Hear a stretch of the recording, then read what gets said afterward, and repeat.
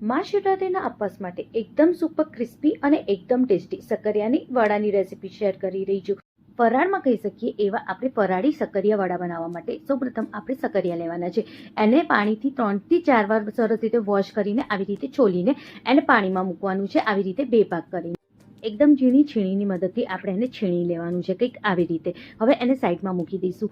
એક નોનસ્ટિક પેનમાં થોડું આપણે ઘી લઈ લઈશું. એની અંદર જીરું ઉમેરવાનું છે, કઢી પત્તા, લીલા મરચાં ઉમેરીને શેકી લેવાનું. હવે એમાં તલ અને ચીલી ફ્લેક્સ ઉમેરીને એને પણ શેકી લેવાનું. હવે બધાની જોડે સક્કરિયાની છીણને પણ મિક્સ કરી દેવાનું. એકદમ સરસ પાણીમાંથી નિતારીને સક્કરિયાની છીણને મિક્સ કરવાનું. હવે બધાને સરસ રીતે આપણે મિક્સ કરી દઈશું. જ્યારે સરસ રીતે મિક્સ થાય અને જ્યારે સરસ રીતે સક્કરિયાની છીણ કૂક થાય તો એનો કંઈક કલર બદલાઈ જાય. હવે એની અંદર 2 વાટકી જેટલું આપણે પાણી ઉમેરવાનું છે. પાણી આપણે ઘરની કોઈ બી એક વાટકીનું માપ આપણે આમાં સેટ કરી શકીએ છીએ.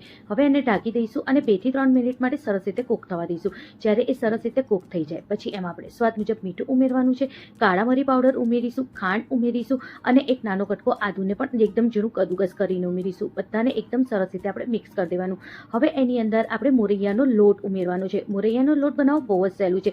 એને બનાવવા માટે ઘરની કોઈ બી એક વાટકીના માપથી મોરૈયો લઈ લેવાનો. જે વાટકીના માપથી પાણી લીધું હોય એ જ વાટકીના માપથી મોરૈયો લઈને મિક્સર જારમાં ક્રશ કરીને એનું કંઈક આવી રીતે પાવડર રેડી કરી દેવાનું.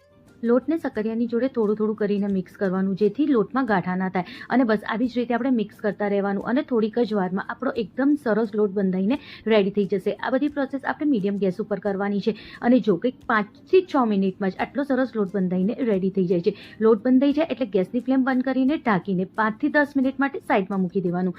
10 મિનિટ પછી એની ઉપર આપણે કોથમીર એડ કરવાની છે.